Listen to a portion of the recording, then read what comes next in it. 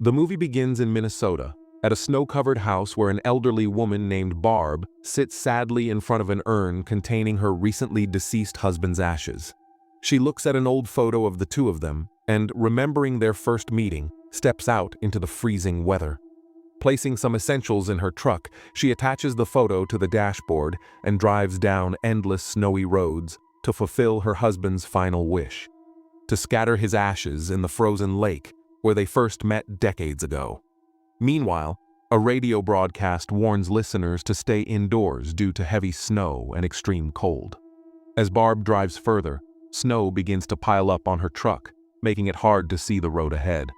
She manages to pull over to a clear spot, takes out a map, and tries to figure out the way to the lake. But she can't seem to understand which direction to go.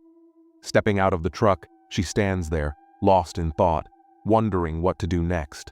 Suddenly, she hears a loud crashing sound in the distance. She gets back into her truck and drives toward the sound, eventually reaching a lonely, snow-covered cabin. There, she spots an old man chopping wood. As Barb walks closer, she notices bloodstains on the ground. The old man, startled to see her, freezes for a moment. Smiling gently, Barb says, "I'm sorry, I didn't mean to scare you. I just wanted to ask for directions to the lake." The old man replies that the lake is just beyond the hill. Barb thanks him and asks, "Are you okay? There's blood on the ground." He explains it's just deer blood. Barb tells him to take care and drives away once again through the snowy paths until she finally reaches the lake, the same one where she and her husband first met. Standing at the shore, tears well up in her eyes as memories of those beautiful days with her husband come flooding back. They used to sit together on the ice, fishing, laughing, talking, as if the whole world had shrunk into the cold silence of that frozen lake. But just as she's about to scatter her husband's ashes into the water, a sudden gunshot echoes nearby. Barb's heart starts pounding. Panicking, she hides behind her truck. She spots a young girl stumbling by the lake, with an old man chasing her, gun in hand. He yells at her, warning that if she tries to run again, he'll kill her, and forces her back toward his cabin. Barb tries to call the police, but there's no cell signal. As soon as they leave, she hurriedly gathers her things and tries to drive away. But her truck gets stuck in the snow. With no choice left, she starts walking toward the old man's cabin again. Suddenly, she sees the man driving away in his truck. Seizing the opportunity to find out the truth, Barb rushes to the cabin.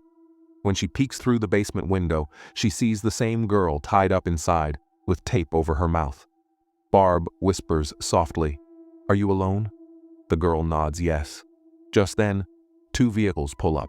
This time, the old man's wife is with him, holding a gun. Barb hides outside, listening to their conversation. From what she overhears, it becomes clear that the man kidnapped the girl at his wife's request, and now they're planning to kill her. Barb writes on the glass with her finger, "I'm here. I'm not leaving you." Then she runs back to her truck, trying to figure out how to help the girl. Meanwhile, inside the cabin, the old man's wife starts bleeding from her nose.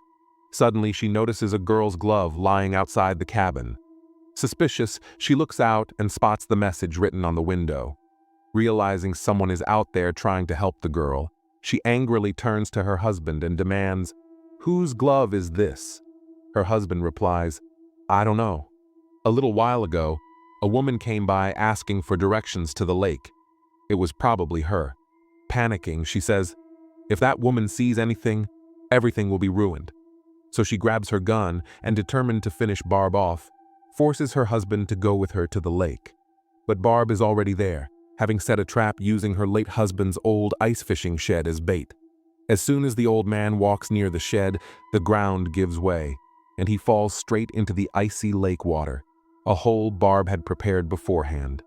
The man's wife manages to pull him out of the freezing water. Meanwhile, Barb takes the chance to slip away and reach their cabin. Once there, she breaks open the basement door to rescue the girl trapped inside. But when she gets down, she sees the girl is chained up, with a lock on it. Seeing how terrified the girl looks, Barb reassures her, "I'll save you." She rushes back upstairs, turns on the sink, and blocks it so that the water starts flooding the cabin. The water soon puts out the fire burning inside and soaks all their supplies. But just as Barb steps outside, the old man's wife shoots at her. The bullet hits Barb's hand. Despite the injury and more gunfire, Barb manages to escape, disappearing into the snow. When the couple returns home, they find their entire cabin flooded, with the water now reaching the basement where the girl is kept. The old man, still shaking violently from the cold after falling into the lake, tries to warm himself up, but Barb had already drenched their bag and fire-starting materials in water. Barb returns to her truck and tries to treat her wounded hand, but then realizes her wedding ring is missing. Her heart sinks. She rushes back to the hole by the lake, but can't find it there either. Heartbroken, she drifts into her memories, remembering the day her husband proposed to her and put that ring on her finger. Overwhelmed with emotion, she breaks down in tears. Then, she spots the old man's gun lying nearby. Determined, she whispers to herself, "I have to save that girl," and heads back toward the cabin. Meanwhile, the old man's wife tries to warm him up inside their car, but he's still freezing and weak. "I can't move," he says. "My clothes are still wet." His wife replies urgently, "We don't have much time left. We have to finish everything before morning." While forcing the girl into readiness, she says, "I've worked in the operating room for 10 years. I know what to do. We'll have to operate right by the lake so the police won't be able to find evidence after the snowfall. And once we're done, we'll find Barb and kill her too." Then she threatens the girl and seats her in the car. Just then, the old man panics and notices his gun is missing. Seeing that, his wife explodes with anger. She slaps her husband in a rage and screams, "Go to the lake and get everything ready." Then she takes the girl in the car and drives off. The old man drags heavy equipment through the snow and somehow makes it to the lake to set things up, so that when his wife returns with the girl, they can finish their job. Barb watches him through binoculars and, when she gets a chance, sneaks back into the cabin to rescue the girl. But she can't find the girl in the basement. Summoning her courage using the old man's tools, she somehow pulls the bullet out of her own hand and stitches up her wound. Then she comes outside, smashes the window of the old man's truck, and somehow uses his radio to call for help.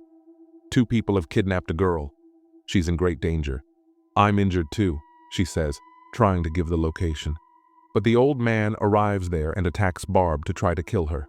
In defense, Barb swings an axe and strikes his leg, then overpowers him. Then the old man tells her the truth. "My wife is sick, and she forced me to do all this," he says. "They picked that girl because she'd previously tried to take her own life." The man realizes his mistake. Crying, he tells Barb, "I'm sick from the cold too. I just need a doctor." He even gives Barb a ring and says, "I found this in the cabin." Barb begins to trust him a little. She tells him, "If you're really a good person, drive the car and go to the nearest town to call the police." After that, she tells him to go to the hospital. The old man promises her he will, then shakily walks to his truck, gives her a few bullets, and drives away. But not long after, his wife comes back, furious, yelling, "Why did you leave the place?" The old man, limping and bleeding, says weakly, "I'm hurt. I'm going to the doctor." But his wife snaps, "You should have asked me first. Or were you trying to run away from me?" The old man, trembling, says, "We need to stop this madness right now."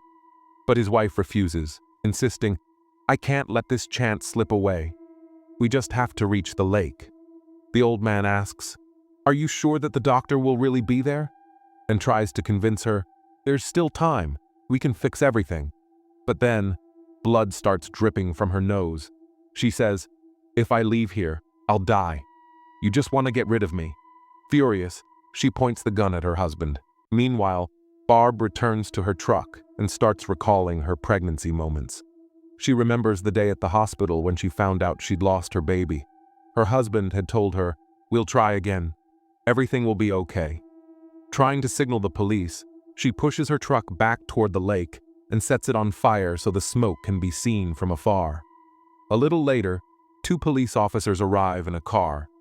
Barb explains everything to them, and they agree to help. Together, they drive to the old man's cabin. There, they find the wife's car already parked. The officers draw their weapons and cautiously move toward it. But suddenly, The woman bursts out of the cabin and shoots both officers dead, then opens fire on Barb. In self-defense, Barb shoots her in the leg and runs toward the woman's car, only to find the old man's dead body inside. His wife had already killed him.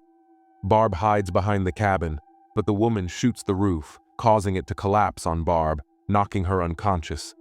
In her unconscious state, Barb begins to remember the day her husband died.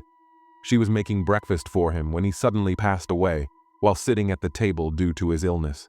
When Barb regains consciousness, she finds herself tied up in the basement alongside the kidnapped girl. Barb learns that the girl's name is Leah. Somehow Barb manages to unlock her handcuffs, and the two of them start looking for a way to escape. They find a back door and try to get out, but the woman sees them from outside and quickly locks the door again. Barb remembers her husband's will, in which he wrote that his ashes should be scattered in the lake where their most cherished memories were made. The next morning, the woman takes both Barb and Leah to that lake, where her husband had already set up a temporary medical tent. Inside, they find a human liver transplant kit, and that's when Barb and Leah realize that the woman plans to take Leah's liver and transplant it into her own body. Barb begs her to leave Leah alone and take her liver instead, but the woman says Barb's body is no longer useful and orders her to tie Leah to the table. Barb deliberately ties Leah loosely and secretly gives her a nail so she can free herself later. The woman then shoots Barb and quickly begins preparing for the operation. But Barb gets back up, pushes the woman away, and stabs her with a pair of scissors. A brutal fight breaks out between them, and during the struggle, a lantern falls, setting the tent on fire. Both women stumble out of the burning tent, fighting to grab the gun. The woman manages to pick it up, but it's out of bullets. In a rage, she drags Barb across the snow toward the same icy hole Barb had dug earlier. Meanwhile, Leah uses the nail Barb gave her to cut herself free and escapes from the burning tent. But the danger isn't over yet. Barb, determined to save Leah, chains herself to the woman and pulls her into the frozen lake. Leah runs toward them, but by the time she reaches the hole, Barb has already sunk into the icy depths along with the woman. In her final moments, Barb scatters her husband's ashes into the lake, fulfilling his last wish. With a sense of peace, she sacrifices herself to save Leah. Leah finds an old photograph of Barb and her husband buried in the snow, keeps it with her, and slowly walks away through the cold wind. In the end, the film shows a beautiful flashback of Barb and her husband in their younger days, smiling by that same lake, the very moment captured in the photograph. And with that, the movie ends here. Let me know your thoughts in the comments section. Also subscribe to this channel for more thriller stories like this.